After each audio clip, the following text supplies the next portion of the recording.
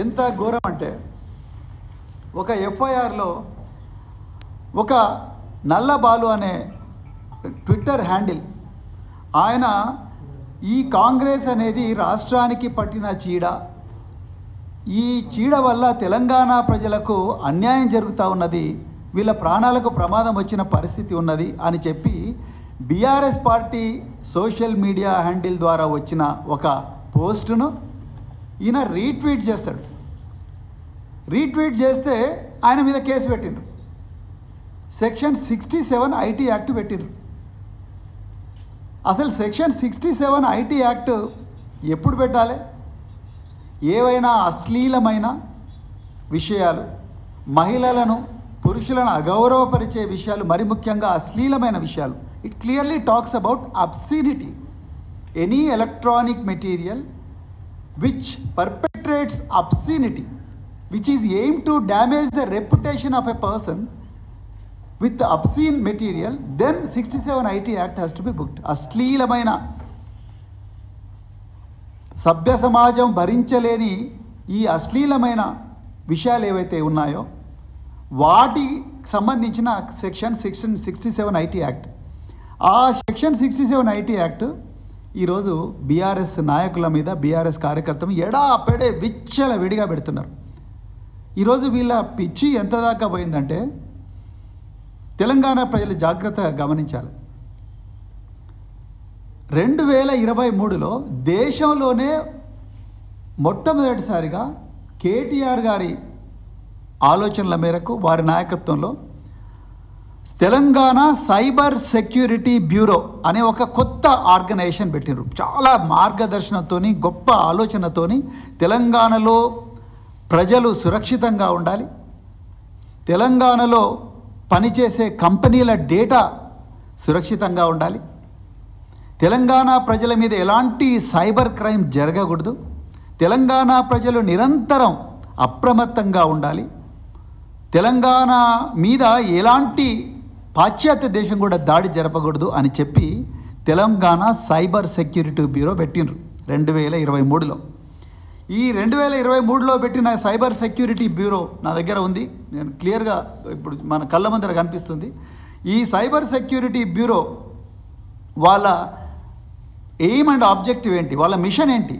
ఒక్కటే, ఈ తెలంగాణలో పబ్లిక్ కానీ, పబ్లిక్ ఇన్స్టిట్యూషన్స్ కానీ సైబర్ థ్రెట్స్ నుంచి కాపాడాలి. రేపు నార్త్ కొరియా నుంచో, లేకపోతే చైనా నుంచో, లేకపోతే పాకిస్తాన్ నుంచో, లేకపోతే ఇంకెక్కడో ఆఫ్రికా నుంచో మన రాష్ట్రంలో ఉండే ఐటీ కంపెనీల మీద కానీ, మన గవర్నమెంట్ మీద కానీ, national informatics centre digital infrastructure పక్కనే కూతవేటు దూరంలో ఉండే పోలీస్ కమాండ్ అండ్ కంట్రోల్ సెంటర్లోనే ఉంటుంది సైబర్ సెక్యూరిటీ బ్యూరో. ఈరోజు ఇక్కడ మనం మాట్లాడుతున్నాం, అక్కడ రేవంత్ రెడ్డి మాట్లాడుతున్నాడు. సో ఆ సైబర్ సెక్యూరిటీ బ్యూరో ఈ డిజిటల్ ఇన్ఫ్రాస్ట్రక్చర్ను కాపాడడం కోసం పెట్టిండ్రు. అదేవిధంగా సామాన్య ప్రజలు ఈ సైబర్ క్రైమ్స్ నుంచి మోసపోకుండా, అది ఆన్లైన్ ఫ్రాడ్ కావచ్చు, అదేవిధంగా డిజిటల్ ఫ్రాడ్ కావచ్చు, అదేవిధంగా మరి బెట్టింగ్ ఫ్రాడ్ కావచ్చు, క్రిప్టో ఫ్రాడ్స్ కావచ్చు, స్టాక్ మార్కెట్ ఫ్రాడ్స్ కావచ్చు, పిగ్ బుచరింగ్ కావచ్చు, డేటింగ్ ఫ్రాడ్స్ కావచ్చు, స్టాక్ మార్కెట్ స్కామ్స్ కావచ్చు, డిజిటల్ అరెస్ట్ స్కామ్స్ కూడా కావచ్చు. వీటన్నిటి నుంచి నిరంతరం ప్రజల్ని అప్రమత్తం చేసి ప్రతి కంపెనీకి కూడా సెక్యూరిటీ ఫైర్ వాల్స్ కరెక్ట్గా ఉన్నాయా లేదా, ఎందుకంటే వేల కోట్ల రూపాయల ట్రాన్సాక్షన్స్ జరుగుతూ ఉంటాయి, లక్షలాది మంది, కోట్లాది మంది ప్రజల జీవితాలు వీటి మీద ఆధారపడుతున్నాయి. వీటి గురించి మనం కాపాడే రాబోయే రోజుల్లో ప్రపంచం అంతా డిజిటైజ్ కాబోతున్నదన్న ఒక గొప్ప దార్శనికతతోని కేటీఆర్ గారు పెట్టారు ఈ తెలంగాణ సైబర్ సెక్యూరిటీ బ్యూరో. కానీ ఈరోజు తెలంగాణ ప్రజలు తెలుసుకోవాల్సిన విషయం ఏంటంటే, ఈ సైబర్ సెక్యూరిటీ బ్యూరోను రేవంత్ రెడ్డి హోంమంత్రిగా ఉండి ఈ సైబర్ సెక్యూరిటీ బ్యూరోను ఈ చిన్న సోషల్ మీడియా యాక్టివిస్టుల మీద పోలీస్ కేసులు పెట్టడానికి వాడుతూ ఉన్నారు. అది కూడా ఎంత ఘోరం అంటే, సువమోటో ఆ కానిస్టేబుళ్లకు వాళ్ళు ఏం చేస్తున్నారో కూడా తెలియదు, వాళ్ళు కన్నీరు ముండేరుగా ఏడుస్తూ ఉన్నారు. మమ్మల్ని పెట్టమంటున్నారు, మమ్మల్ని ఈ ఎఫ్ఐఆర్ రాయమంటున్నారు, మేము రాస్తూనే ఉన్నాం. వాళ్ళు ఏం రాస్తున్నారో వాళ్ళకు తెలియదు. వాళ్ళకు ఒకటి మెసేజ్ వస్తుంది, ఆ మెసేజ్ను కాపీ పేస్ట్ చేస్తున్నారు, పేస్ట్ చేసి దాన్ని ఎఫ్ఐఆర్గా మారుస్తూ ఉన్నారు. అసలు సైబర్ సెక్యూరిటీ బ్యూరో చేయాల్సిన పని ఏంటి? ఈ రాష్ట్రంలో ప్రజలను డిజిటల్ ఫ్రాడ్స్ నుంచి రక్షించాలి కదా. ఈ రాష్ట్రంలో కంపెనీలను డిజిటల్ ఫ్రాడ్స్ నుంచి, అటాక్స్ నుంచి, హ్యాకింగ్స్ నుంచి రక్షించాలి కదా. ఈ రాష్ట్రంలో గవర్నమెంట్ డిజిటల్ ఇన్ఫ్రాస్ట్రక్చర్ను సురక్షితంగా ఉంచాలి కదా. ఈ రాష్ట్రంలో నేను ఇంతకుముందు చెప్పిన ఫ్రాడ్స్ అన్నిటి మీద, ప్రజల మీద క్రైమ్స్ కాకుండా చూడాలి కదా. ఇలా మనం డేటా చూస్తే, క్రైమ్ రికార్డ్స్ బ్యూరో డేటా చూస్తే, డీజీపీ గారి ప్రెస్ కాన్ఫరెన్స్లో చెప్పారు, పోయిన సంవత్సరం ఈ రాష్ట్రంలో 43% సైబర్ క్రైమ్స్ పెరిగినాయి. మరి సైబర్ క్రైమ్స్ తగ్గించాల్సిన బాధ్యత ఎవరిది? సైబర్ సెక్యూరిటీ బ్యూరోది. వీళ్ళకు లక్షల రూపాయలు, కోట్ల రూపాయల శాలరీ వస్తూ ఉన్నది. సీనియర్ మోస్ట్ ఐపీఎస్ ఆఫీసర్లు ఉంటారు. మా అధినాయకులు కేసీఆర్ గారు ఎవ్వరు, ఏ ఆఫీసర్ పేరు కూడా మనం తీసుకోకూడదు, మనకు ఆఫీసర్లు శత్రువులు కాదు, మనం వ్యవస్థలో ఉండే లోపాల గురించే మాట్లాడాలని చెప్పినారు. కాబట్టి మేము ఏ ఆఫీసర్ గురించి మాట్లాడడం లేదు. కానీ ఈరోజు సైబర్ క్రైమ్స్ కంట్రోల్ చేయాల్సిన బాధ్యత ఎవరిది ఉంది? సైబర్ సెక్యూరిటీ బ్యూరోది ఉంది. ఈ సైబర్ సెక్యూరిటీ బ్యూరోలో ఉండే ఆఫీసర్లందరూ ఈరోజు చేస్తున్న పనేంది? టీఆర్ఎస్ నాయకుల మీద అక్రమంగా కేసులు పెట్టడం మాత్రమే చేస్తున్నారు. వీళ్ళు ఇంకా ఏమీ చేస్తలేరు. సుమోటో చేస్తున్నారు. ఇంకా రెండవది, ఈ ఎఫ్ఐఆర్లో చాలా చోట్ల కూడా ఒక కొత్త పదం కనిపెట్టినారు వీళ్ళు, సైబర్ పెట్రోలింగ్ అని. చాలా మంచిగా ఉంది, సైబర్ పెట్రోలింగ్ కనిపెట్టినారు. నేను ఇవాళ రేవంత్ రెడ్డి గారిని అడుగుతున్నా, అయ్యా మీ cyber security bureau cyber patrolling చేస్తున్నది. మరి సైబర్ పెట్రోలింగ్ చేస్తున్నప్పుడు బీఆర్ఎస్ నాయకులు, కాంగ్రెస్ ఈ రాష్ట్రానికి పట్టిన చీడ.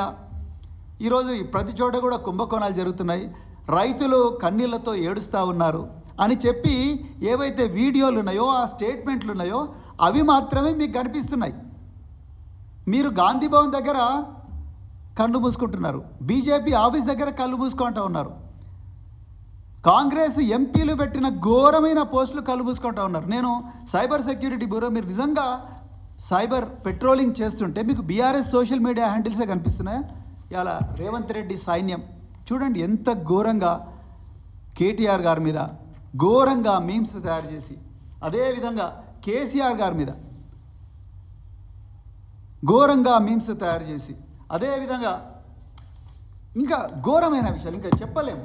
కేటీఆర్ గారి మీద తెలంగాణ కాంగ్రెస్ ఆటో రాముడు అని చెప్పి ఒకటి, అదేవిధంగా రేవంత్ సైన్యం, అదేవిధంగా కిరణ్ కుమార్ చామల్ అయిన ఎంపీ ఎంత ఘోరమైన కామెంట్స్ చేస్తున్నారు చూడండి.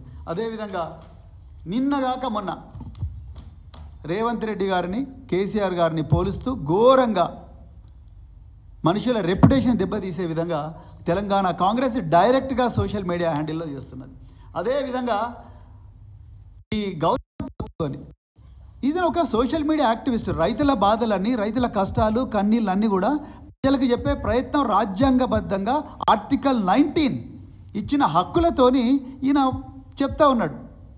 ఈయన మీద ఎంత ఘోరంగా రాస్తారు, బాలిక అత్యాచారం కేసులో కేటీఆర్ ప్రధాన అనుచరుడు, ఇదా మీరు చెప్పేది? మరి వీళ్ళ మీద ఎందుకు ఎందుకు యాక్షన్ తీసుకోలేరు?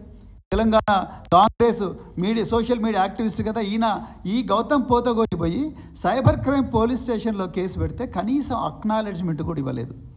Then where is your cyber policing? అదేవిధంగా మన్నే క్రిషాంక్, ఈయన మీద ఎన్నో అక్రమ కేసులు పెట్టిండ్రు. ఈయన ఉస్మానియా యూనివర్సిటీలో స్కాలర్, ఎన్నో అక్రమ కేసులు పెట్టిండ్రు. ఈయన మీద ఏమని రాసిండు?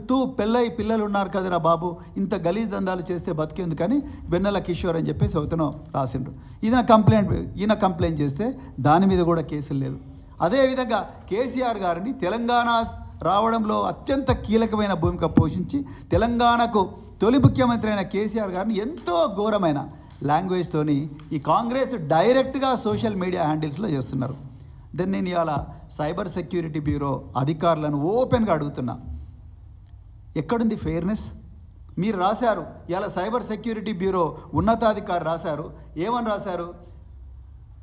Hour machine is to create a secure digital environment through transparent, unbiased and efficient practices supported by cutting edge technology అన్నారు. నేను అధికారులను అడుగుతా ఉన్నా, ఎక్కడుంది ట్రాన్స్పరెన్సీ? ఎక్కడ ఉంది ఇక్కడ అన్బయాస్డ్? ప్రతి క్షణం కూడా బయాసే ఉన్నది. లేకపోతే ఈ బీజేపీ సోషల్ మీడియా హ్యాండిల్స్ మీద కానీ, కాంగ్రెస్ సోషల్ మీడియా హ్యాండిల్స్ మీద కానీ, అఫీషియల్ సోషల్ మీడియా హ్యాండిల్స్ మీద కానీ ఇంతవరకు ఒక్క కేసు కూడా పెట్టలేదు కదా మీరు.